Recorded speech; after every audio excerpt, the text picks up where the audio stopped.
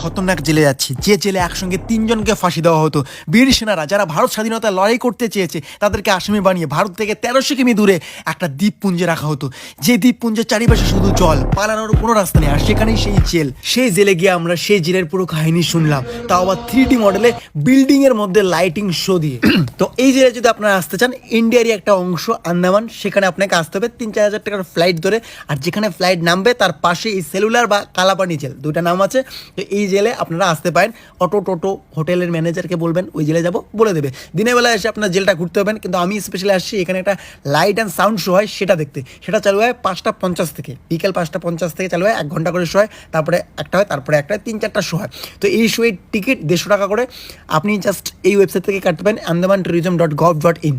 উচ্চারণ ঠিকঠাক আছে? জেলের বাইরেটা খুবই সুন্দর। জেলের বাইরে বীর সেনাদের এখানে মূর্তি করা আছে, তারা কি জন্য অ্যারেস্ট হয়েছে, কতদিন ছিল, সমস্ত কিছু ডেটা আছে। আর এই জেলটা সত্যি সমুদ্রের মিডিলে আছে, পালানোর কোনো রাস্তা নেই। এবং সাউথ ইন্ডিয়ায়, মানে সাউথ ইন্ডিয়া স্টাইলের একজনের সঙ্গে দেখা হলো, যিনি যেদিন দেখেছে আমরা আন্দামানে আছি সেদিন থেকে এসএমএস করেছে আমার ফেসবুক আইডিতে অনেক, তারপরে অ্যাঞ্জেল বে আইডিতে। ওকে, সো এখন জেলের ভিতরে ঢোকার পালা, সময় চলে আসছে। জেলের মধ্যে ভিডিও নাকি অ্যালাউ নেই, তাই আমি ভিডিও লুকিয়ে লুকিয়ে করছি। কিন্তু অনেকে আবার ওপেনলি ভিডিও করতেছিল, কিছু বলেনি, আমি তাও লুকিয়ে করছি। এখানে আমরা এখন বসবো, এখানে লাইট অ্যান্ড সাউন্ড শোটা দেখবো। গায়ের লোম নাকি দাঁড়িয়ে যাওয়ার মতো শো। এখন দেখতে পাচ্ছেন চারিপাশে বিল্ডিং, ট্রাস্ট মি কোনো লাইট ফাইট আমরা চোখে দেখিনি। তারপরও লাইট শো কি করে যে হলো সত্যি আমি বুঝতে পারিনি। কিছু ইনফরমেশন বলি যেগুলো ইউটিউব কালেকশন করে। ইনফরমেশন যেমন, এইদিকে জেলের দরজা আছে কিন্তু এদিকে নেই, এদিকে শুধু জানলা। এদিক থেকে ওইদিকে কোনো আসামি কাউকে দেখতে পারবে না।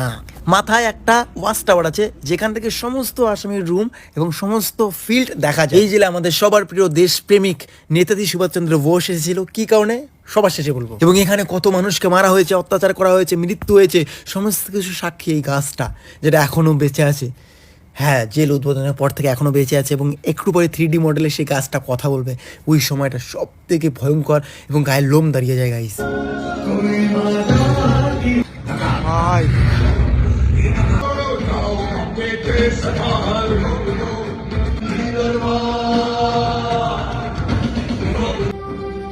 सरहदी सूबे का रहने वाला एक पठान शेर अली आफरीदी भी। तुम इस भीड़ भाड़ में कैसे? ओए, हम सुना है फिरंगी का लाट साहब इधर आता है। हो जाती है। मैं पुराना पीपल का पेड़ जेल खाना बनने के इस लंबे अरसे में हर रोज अपनी जान की खैर।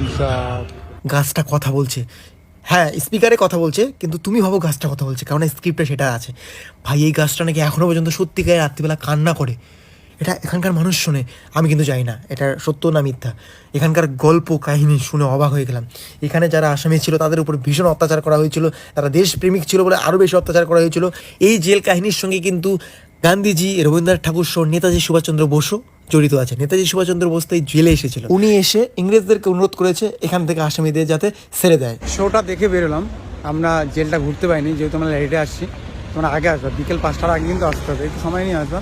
আর শো দেখতে গেলে 5:30 থেকে চালু হয়, 3-4টা শো হয়, 1 ঘন্টা করে শো। খুবই ভালো এবং শোটা দেখা খুব জরুরি। লাইফে একটা আলাদা